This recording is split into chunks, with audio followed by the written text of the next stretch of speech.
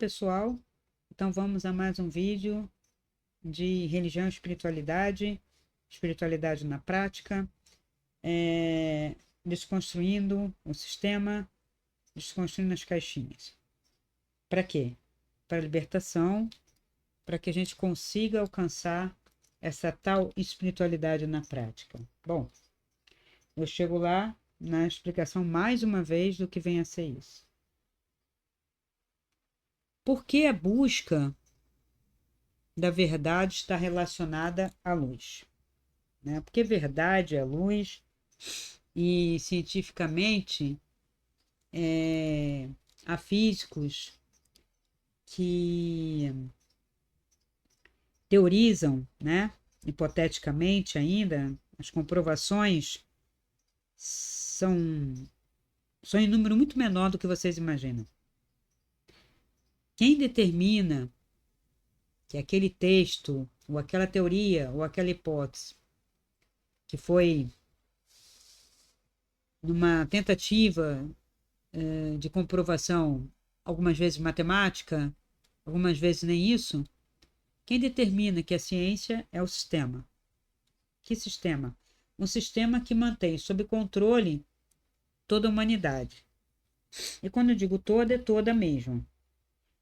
Mas, Cristina, tem muita coisa fora, né, do sistema hoje, que são as descobertas de raças, as descobertas de que a Terra não é redonda, é plana, é convexa, é quadrada, é cúbica, é um pedaço de asteroide. Por que o sistema comporta isso? Por que não é dado como fake news então, Cristina? Porque isso faz parte do sistema. O sistema tem um processo de retroalimentação. Então, eu tenho um sistema de controle e todas essas teorias da conspiração, teorias contra fatos científicos, desde que não promovam uma queda do sistema, e não vai promover, são permitidos. Como eu já falei da outra vez, uma economia de trocas simbólicas.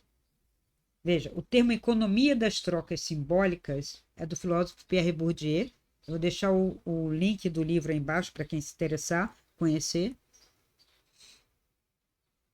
E o que vem a ser isso?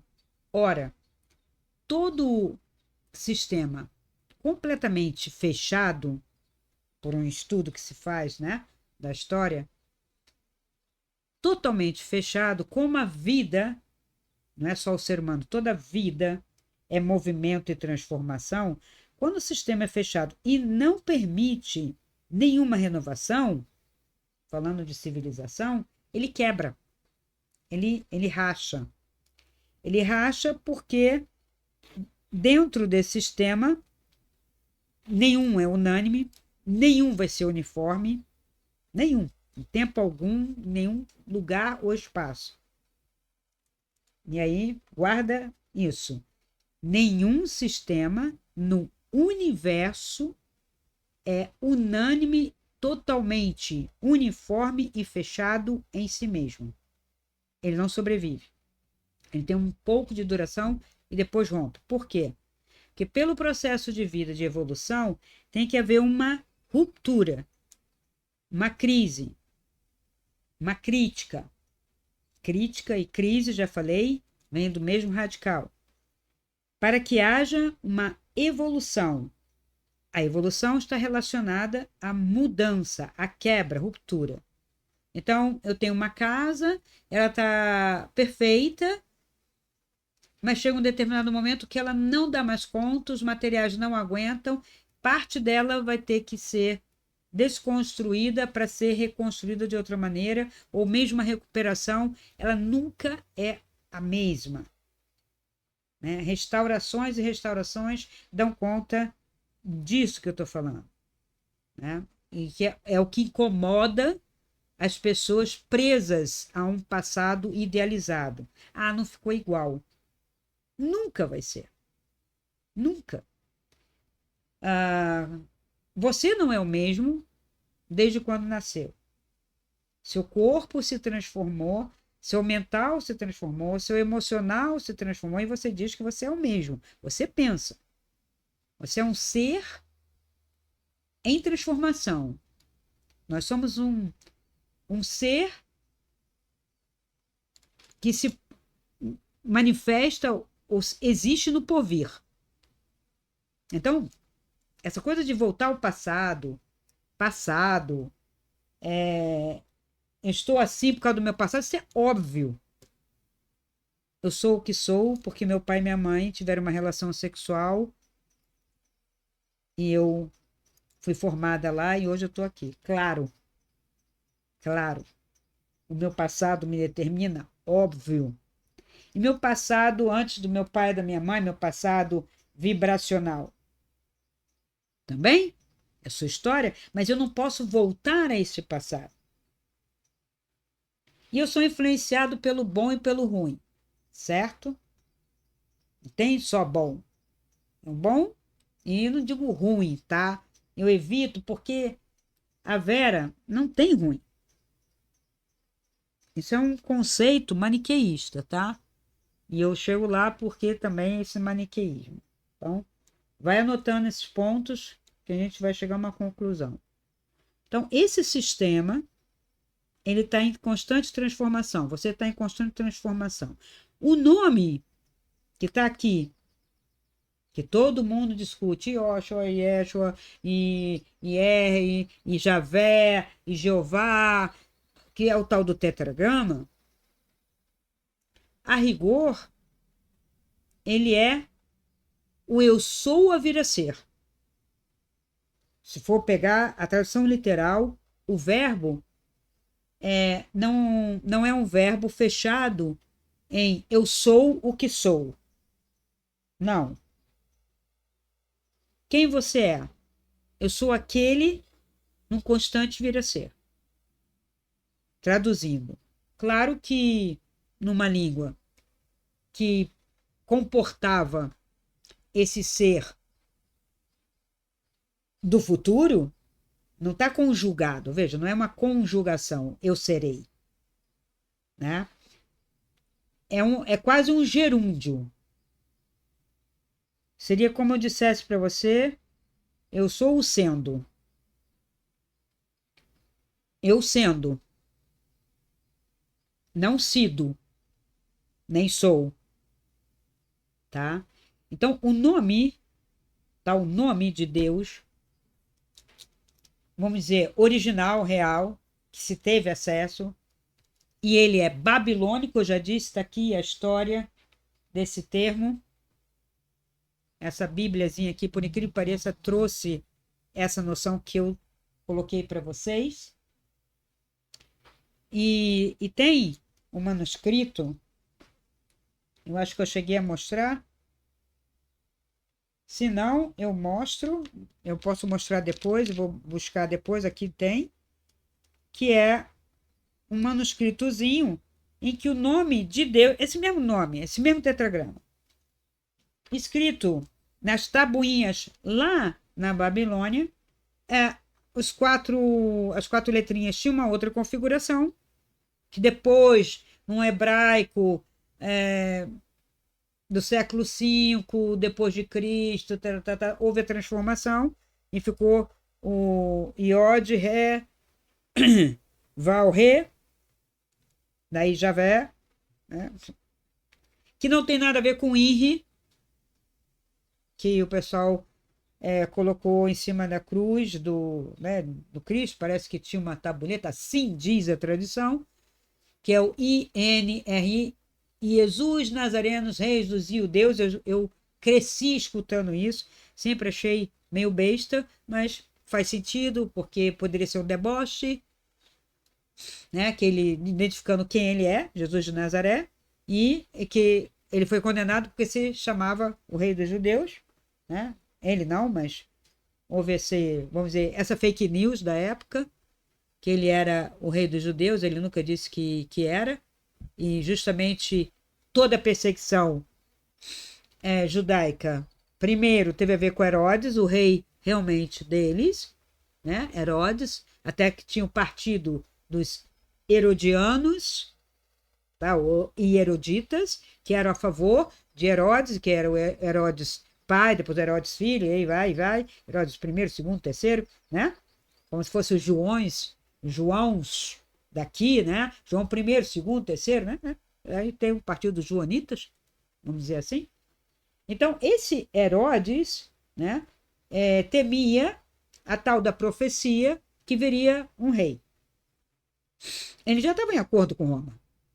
Claro, todo sistema tem uma parte que faz o acordo para manter o sistema. E esse acordo não vem de fora, vem daqui, tá? Essa ideia de que vem de fora, também a gente chega lá. Então, esse sistema fechado é, por excelência, né, fadado a quebrar. Então, ele tem que ter uma abertura. E qual é a abertura? Veja, na época, lá, você tinha os zelotes, você tinha o partido farisaico, os saduceus, os eruditas, não sei mais o que, já tinha falado de vários aqui. Então, essas pequenas seitas, ou até o pessoal, né, que era mais estudioso, mais com uma filosofia, não queria quebrar o sistema, mas acaba que abala o sistema, que é o pessoal do Quirã, do Mar Morto, que eram os essênios, né, também chamado os curadores ou hospitalários, ou qualquer coisa assim, né, porque estavam voltados para uma visão de mente, corpo, tudo, né, uma saúde, uma iluminação, é um processo mais esotérico, né, muito próximo do Egito. Mesmo eles criam um abalo no sistema.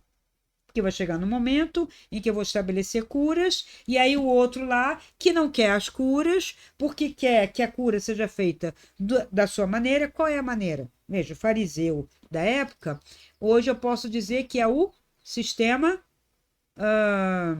farmacêutico.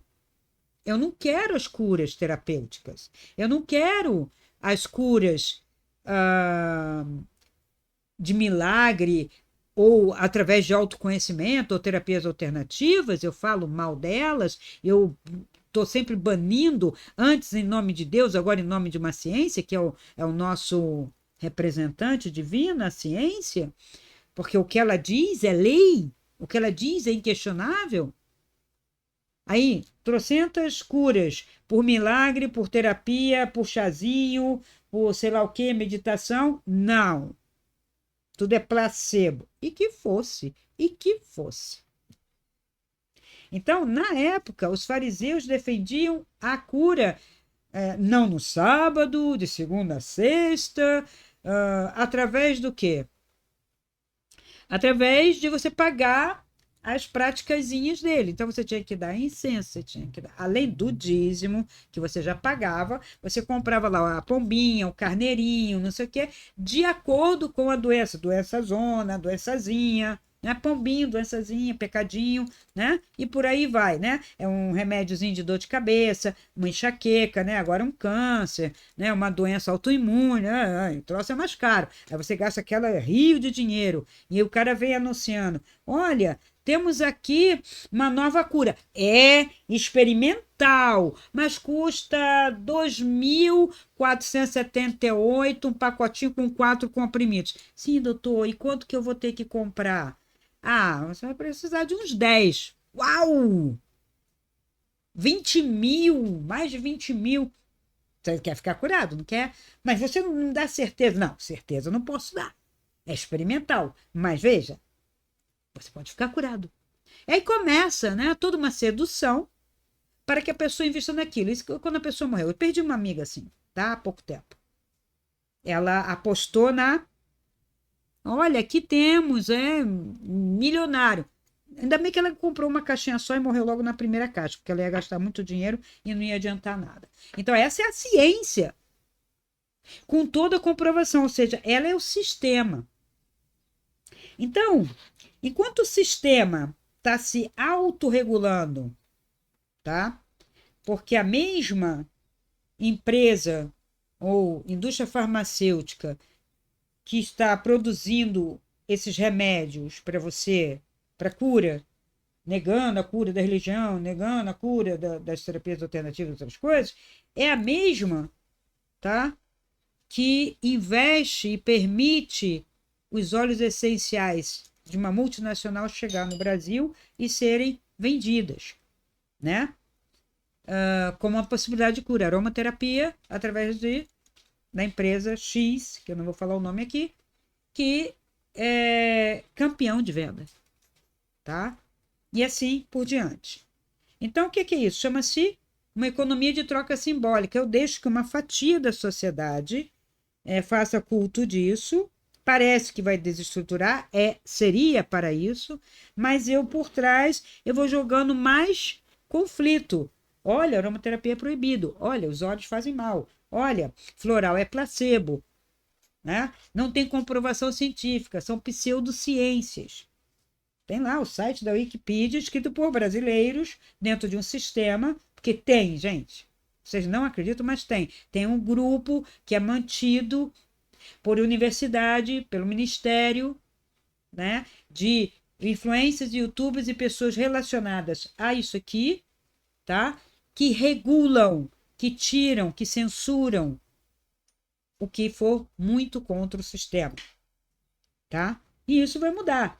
Hoje você tem isso, amanhã, se mudar o governo radicalmente, uma coisa completamente diferente, isso tudo cai, né? É fácil de sumir, né? Desaparece.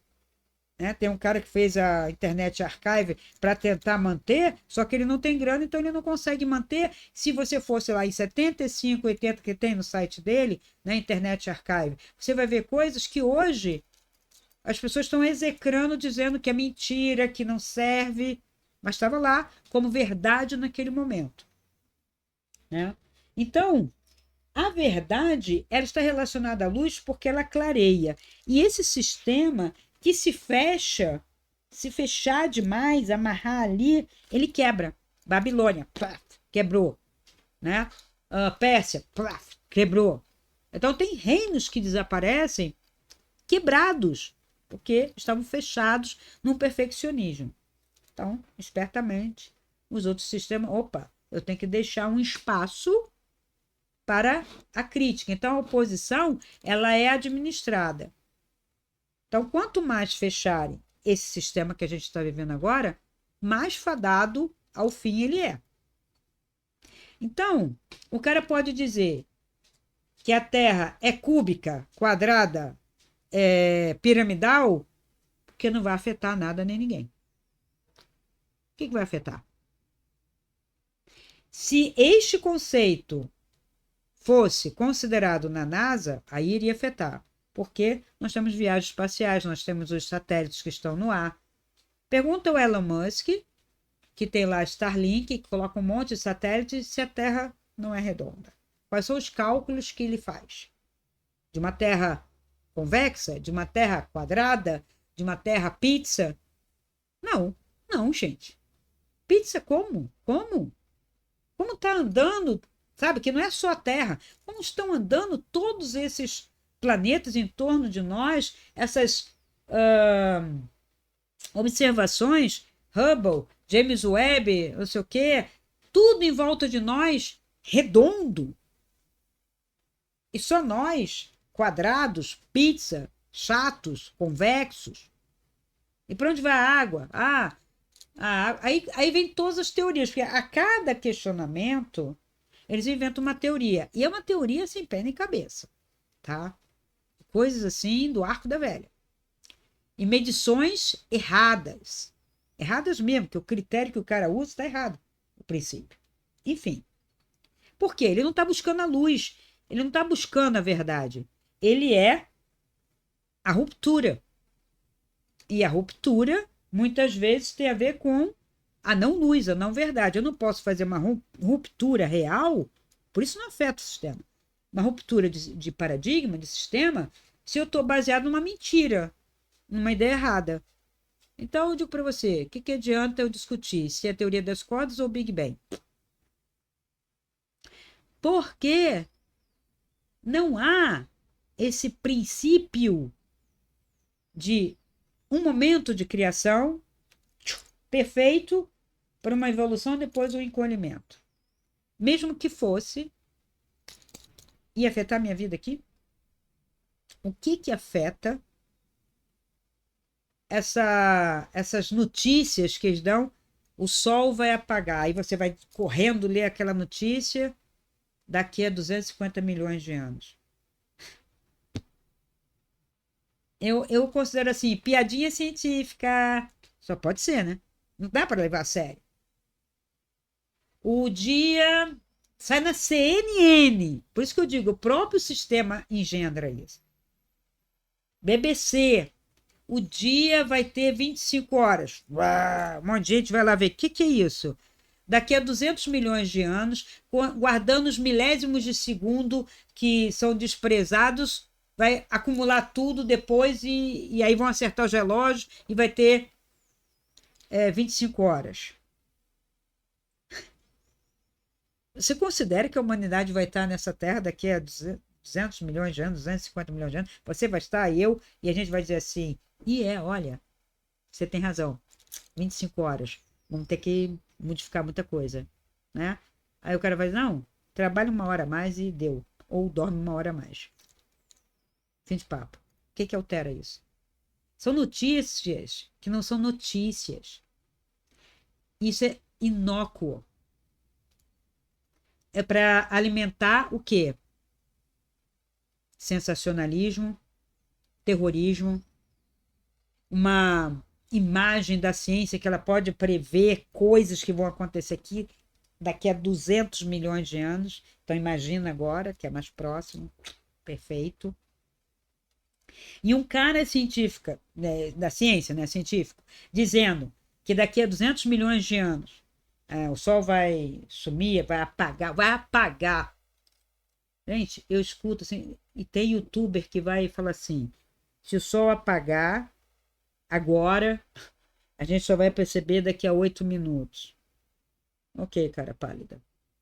Eu vou esperar.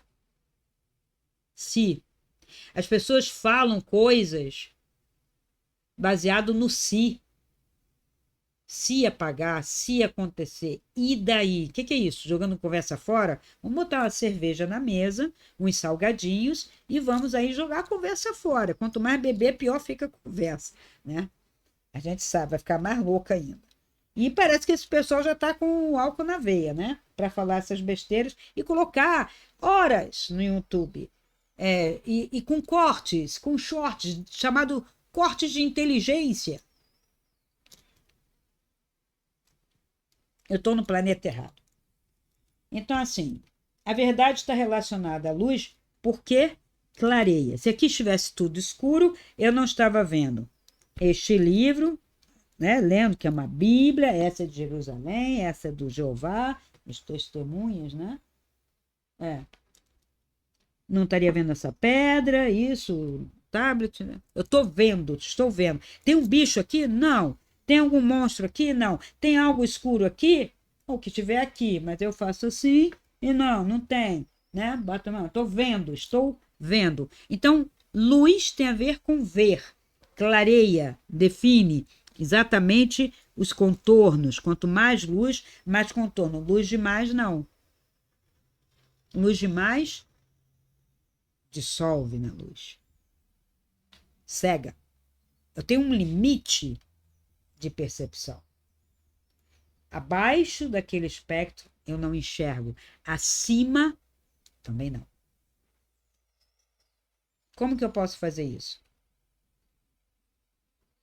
No máximo, eu poderia dizer, fora do corpo, é possível ver mais. Um espectro mais avantajado. Mas tudo, não existe isso, gente. Não existe esse tudo. Não é que não existe o tudo, nem o todo, não é isso que eu estou falando. Não existe você alcançar esse tudo. Na hora que você alcançar o tudo, você é engolido pelo tudo, pelo todo, e se dissolve em purpurina. Gostou? Seria um fim bonito, né? Você virou purpurina no espaço. Porque da mesma maneira que você olha para o abismo, o pessoal diz que o abismo abraça, se você olhar para o fundo, você cai. Sim, sobe uma montanha e olha para baixo para ver o que te acontece. Você cai. Você só não cai se você estiver pendurado na corda, tiver colocado o pino acima. Senão você cai. Daí o medo. Ah, quando eu olho para baixo, eu tenho fobia de altura. Não, é que você não tem que ficar olhando para baixo. Quando eu olho para baixo, me dá uma instabilidade. Eu tenho vontade de me jogar. Não é vontade de se jogar, há um impulso por causa da profundidade que te puxa. Então você tem que ignorar, aí fica curado. Tá? O resto deriva do emocional fraco da pessoa. Tá? Então a verdade vai libertar, nos fazendo associar a luz com essa liberdade e vice-versa. Quanto menos luz, menos liberdade. Quanto mais obscuro, mais alguém controla, alguém que está vendo, controla, porque está criando a obscuridade e você não está vendo, nem está vendo que está sendo controlado, nem está percebendo nada porque você está no escuro. Então,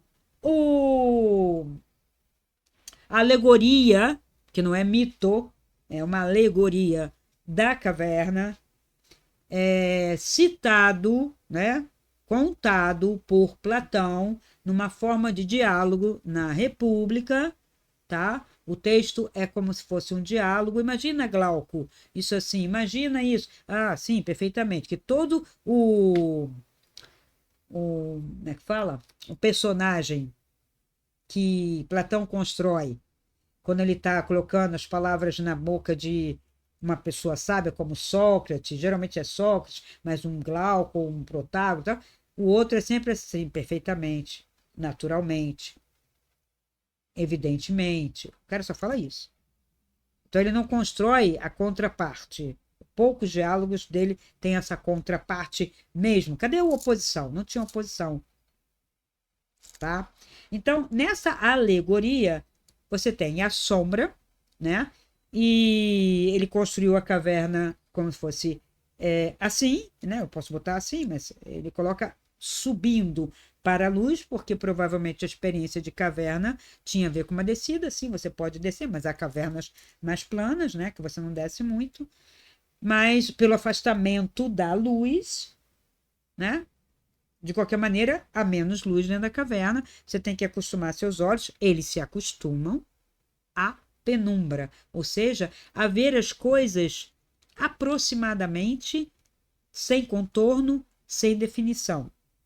E você vai indo, vai indo, vai indo, vai indo, vai ficando cada vez mais escuro, há pessoas lá presas e alguém, ou a luz da caverna é projetada, né? E projeta sombras e imagem lá. Bom, vocês conhecem já essa alegoria, já está mais do que batida, com muitas interpretações pela YouTube, pela internet. O que eu quero colocar é: quando eu tenho a luz, eu tenho a clareza. Num determinado momento, se eu estou no escuro, né? Cinema, estou no escuro quando eu saio na luz, porque antigamente a gente saía na rua. Não sei se vocês lembram, quem não pegou cinema de rua, né? Só de shopping, não conhece essa experiência. Porque você sai para dentro do shopping, onde a iluminação é muito próxima, né? Ela é suave, essa sim. Agora, você sai de um cinema que estava escuro lá, eles abriam a porta, você saía na luz. Aí você ficava, oi, né? Cansei de sair na rua e falava, nossa, peraí, deixa eu acostumar. Algumas pessoas tinham mais facilidade, outras não, né? Mas era intenso. Pessoas mais inteligentes ficavam ali na beirada da porta de saída, acostumando um pouco, olhando lá para fora, olhando para a luz, mas não lá fora na luz, para poder acostumar e aí você sair, pegar ônibus e pegar as coisas. Eram os cinemas antes deles entrarem para dentro dos shoppings, né? Então eu já peguei esse tipo de. Eu já não. Eu ainda peguei, né, lá atrás esse tipo de cinema. Então, quando eu tenho muita luz, vai incomodar. Então tem que ser progressivo. E luz está relacionado, não ao ouvido, não me afeta muita luz. Não me afeta muita luz. Não me afeta muita luz. Me afeta muita luz aqui, né? Os meus olhos têm uma limitação. Boto óculos escuro, óculos amarelo, a luz incomoda se for demais. Então, para eu ver, tem que ser progressivo, com uma certa limitação. Eu tenho que ampliar, porque está relacionado ao meu entendimento, à decodificação. A visão está relacionada ao mental, que precisa isso aqui ser decodificado. Quando um terraplanista diz que o barco não some no horizonte, mas você deixa de vê-lo, ele está baseado na ignorância. A tal história das caravelas, que as caravelas não foram vistas, e também se especula isso, porque o índio não conseguia reconhecer as caravelas. Tá, mas ele estava vendo alguma coisa, estava chegando lá, um monstro, um objeto. Ih, tá vendo um objeto escuro por aí, e não era um só. Aí, um ataque por água, ele não tinha visto, ele não podia ter clareza do que estava vendo, mas vendo estava algo, tá? E outra coisa, por experiências de ótica, né, em estudos, o ser humano projeta a forma mais simples quando está distante. Qual é? A circular. Então, qualquer pessoa muito, muito distante, você está numa estrada, a pessoa está vindo lá, aquele sol, né, que tremula, né, a luz tremula depois de certa distância, e você vê uma coisa oval se aproximando. Aí o cara diz assim, olha os ETs. Não, são pessoas. Só que antes dele identificar, ele sai correndo. Então ele não parou para ver. Mesmo um carro, ele fica com uma forma ovalada à distância. Outra coisa, toda montanha, a distância é do azul para o roxo. Gente, é ótica isso. É só parar para ver. Então, eu vi um ser azulado oval, era um ET? Não, estava vendo uma pessoa e a distância dá a coloração azulada e profunda. Se você olhar o azul aqui do céu é 1, você vai subir na sua cabeça, eu já falei para vocês fazerem isso, e aqui o azul vai ser mais escuro e profundo, em qualquer espaço que vocês estiverem. Qualquer. Então, na tradição filosófica ocidental e também oriental, a verdade está relacionada a estados iluminados do ser que conseguem ver com clareza contornos, né? E tem uma certeza, pelo menos sensível, possível, de algo. Ok? Por que eu não posso ver o passado? Por que eu não posso ter certeza do passado? Porque eu não vou ver o passado. O passado passou. Cenas em projeção. Aí agora estou até saindo da ciência, né? Porque a ciência, mas você está falando de projeção astral. Mas fora do corpo, ainda assim são cenas. Não totalmente nítidas, não tem jornal, algumas tem, outras não. A maioria não tem, são umas cenas e podem ser cenas de uma coletividade que a humanidade compartilha. Então, há profissionais que fazem hipnose de regressão e todos, quase todos, 90% dos pacientes voltam a uma tal aldeia. Eu comecei a achar estranho, mas todo mundo volta para a aldeia? Porque isso é um estereótipo que está guardado no inconsciente coletivo. Nós viemos do nômade, do nomadismo. Porque enfiaram isso na tua cabeça. Você nem sabe se veio. Você não tem certeza de nada. Porque na medida que todo o passado passa para você através de uma tradição escrita, ou uma oralidade que depois foi escrita, eu tenho o filtro de quem conta a história, daquele que viu. Então, quando vocês pegam Se vocês quiserem, né? Eu posso deixar também uma indicação de um livro muito bom que fala sobre diversos assuntos fantásticos, sobre labirintos, sobre florestas, sobre monstros, desde a Idade Média. Ele vem descrevendo o porquê, como, a história disso, inclusive a história de que nós fomos colonizados por espaço, eram mirabolantes, escalafobéticas, desde muito tempo. Principalmente, isso floresceu na Idade Média. Por que não na Grécia? Por que não no auge de Roma, quando ela absorve até a filosofia grega? Por causa disso. Porque quando eu tenho realmente a luz, o contorno, a clareza, a lógica, né, trabalhando, a especulação sombria, ela desaparece. Eu ilumino. Você fala, tem um monstro na caverna, ou tem um monstro no lago Ness. Vai lá com luzes, né? Nós temos tecnologia para isso, e descobre se tem. Mas por que o sistema não faz isso? Porque seria fácil, né? O monstro do lago Ness, o monstro dentro da caverna, o pé grande. Por quê? Porque o sistema alimenta, como eu digo, uma parte, né? Eu tenho um ciclo, uma parte dessa pizza, uma fatia ali, tem que ter o espaço para essa fantasia, para essa loucura que parece que vai questionar o sistema, só que está sob o controle desse sistema. Ele administra as teorias de conspiração, ele administra os questionamentos, ou seja, a oposição. Um governo cresce com a sua oposição, claro. O comunismo foi uma oposição forte e truculenta. Hoje ele é administrado pela própria economia que o condenou, que o perseguiu. O americano foi com o macartismo, foi o cão chupando manga, né? Com relação a um critériozinho. Se você colocasse alguma coisa comum, a palavra comum já era comunista, banido. Hoje, nós estamos vivenciando em toda a América alguma coisa dentro disso que é permitido por esse sistema.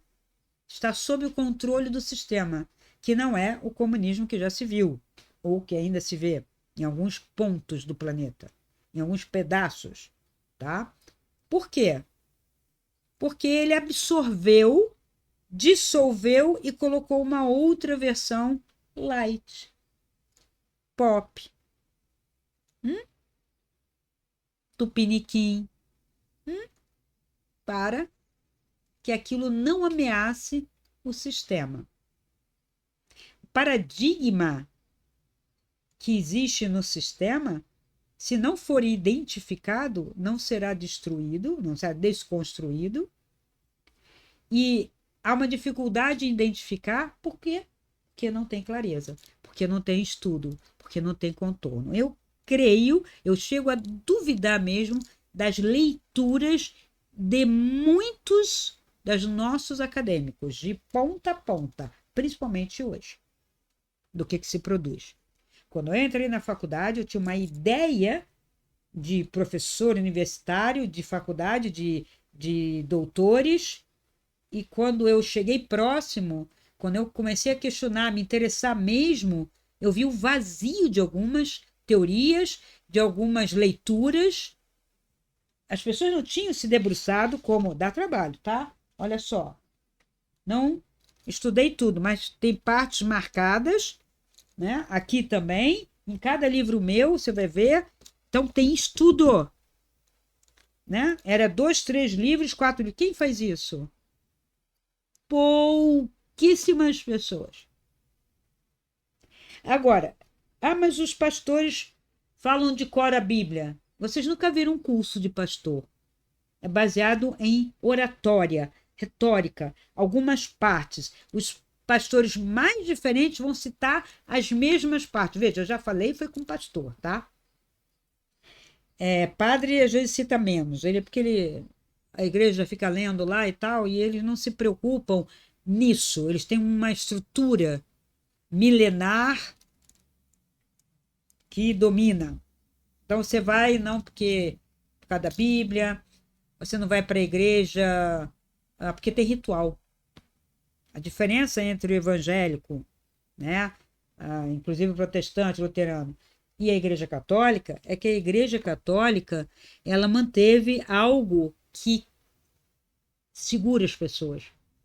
A gente chama esse ritual, que é o ritual da missa. E a música, o envolvimento, até no evangelho começaram a colocar música, aí tem os gospel e tal, mas não está relacionado ao ritual, a algo que está fora do meu comum.